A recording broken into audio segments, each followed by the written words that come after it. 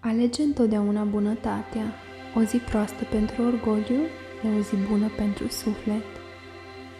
Haideți să profităm de acest moment și să setăm o intenție pentru a ne dedica total acestei meditații.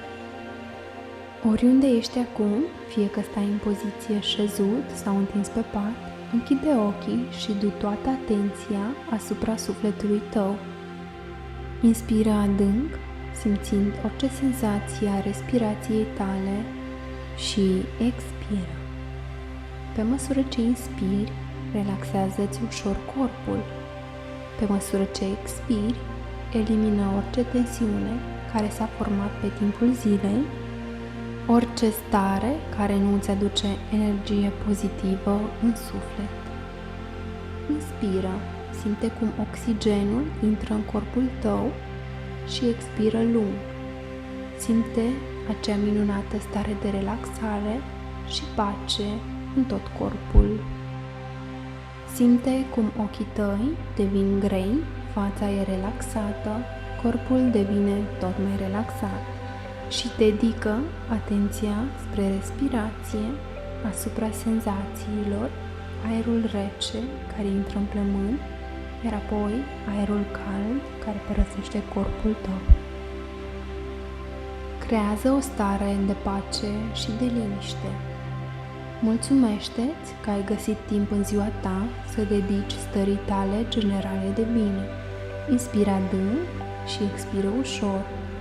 Simte cum corpul tău devine tot mai relaxat. Adâncește mintea ta tot mai tare în meditație.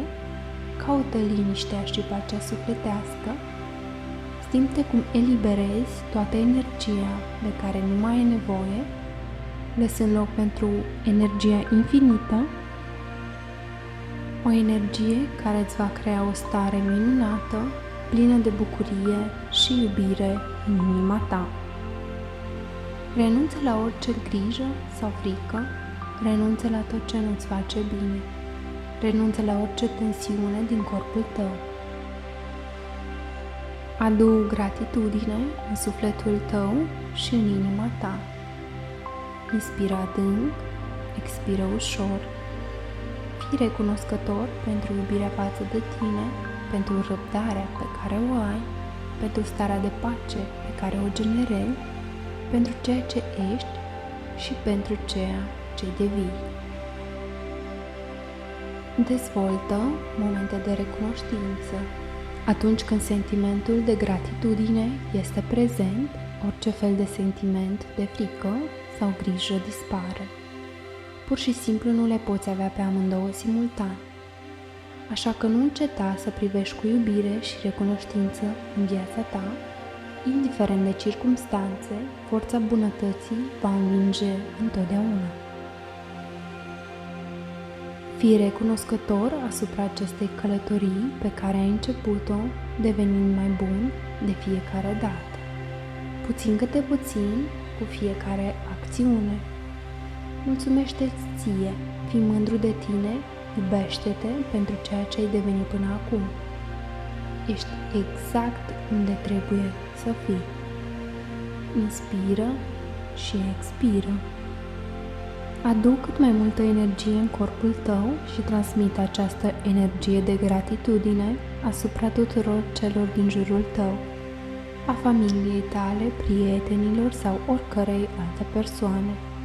Fii recunoscător pentru provocările pe care le ai în viață, momente care ne ajută să aflăm cine suntem cu adevărat, momente care ne formează, ne maturizează și ne duc la următorul nivel.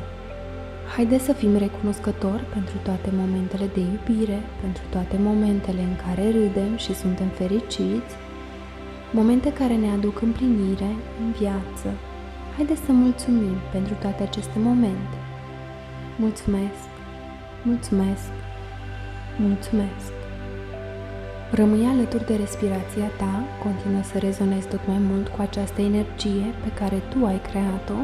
Fii conștient că e mereu aici, în inima ta, și te poți întoarce oricând la ea, indiferent de orice ar aduce lumea în calea noastră.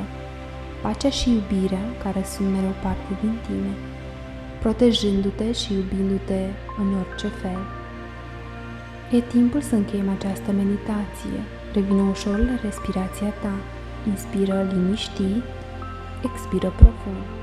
Adu atenția asupra inimii tale, corpului tău, sufletului tău.